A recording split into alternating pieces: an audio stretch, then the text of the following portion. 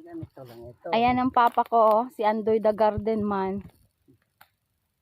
Nagbubunot ng mga damo. Ang dami na. Kasi tatamnam niya ng ano ayun pa? Citronella. Ayun. Ang sipag yan ng papa ko. Magtanim. Yan o, lawak yan ang tinaniman niya. Daming mga dragon fruit, may mangga, may papaya, may kasoy. Yan. O ngayon naman, ayan, citronella daw ang kanyang itatanim. Samo yan pang kinuha. Ang citronella.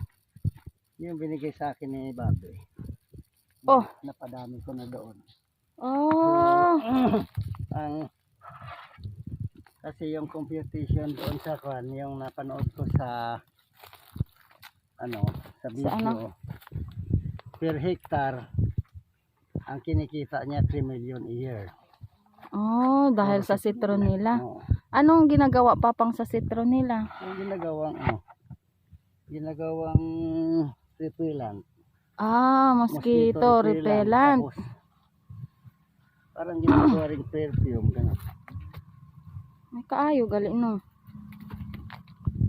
Kaya, paramihin ko to rito. Oo. Yan. Atong sa bayay man pang maatambok na to sa unahan ng bayay. Yung citronella. Doga ano lang ng mais Ganyan lang yan.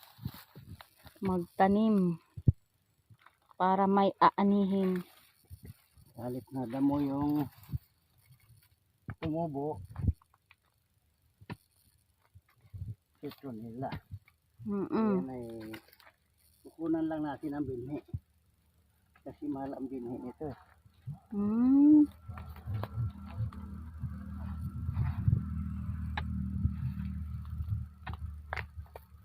Mahal pala ang binhi. Magkano bili mo papang noon? 150 isang ganito. Oh, Isang piraso. hala. 150? Oh. Hala, mahal. Isang peraso, 150. Mahal nga. Isang anhan. Eh, kung makapadami ako nito. Maganda. Maganda. Hindi naman siya pang alagain. Hindi siya alagayin. Oh. Kaya maganda man na itanim. Tsaka ano pang matibay sa init, no? Oo. Matibay sa init. Yan. Malaki na yung mangga, oh. Mga ilang taon na lang to pa. May mga 2 years pa yan, mamumunga na yan. Wow, 2 years na lang, mamumunga na. Yan.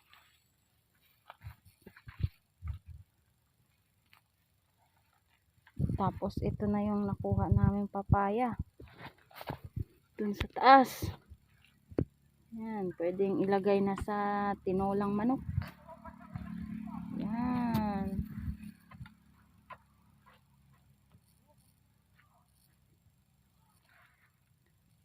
Oh. Ganyan lang kasimple ang pagtatanim ni Andoy the Garden Man. Tibay. Diba, Papa, no? Oh. Salamat sa mga subscribers ni Papa. At sa aking mga subscribers din. Diba? Yan. Oh, say hi na, Papang. Bye-bye. Hello, hi. Ito ipaparamihin ko yung aking citronella. Yes. Para dadayuhin na dito ng mga buyer. Okay, thank you Lord. Bye-bye.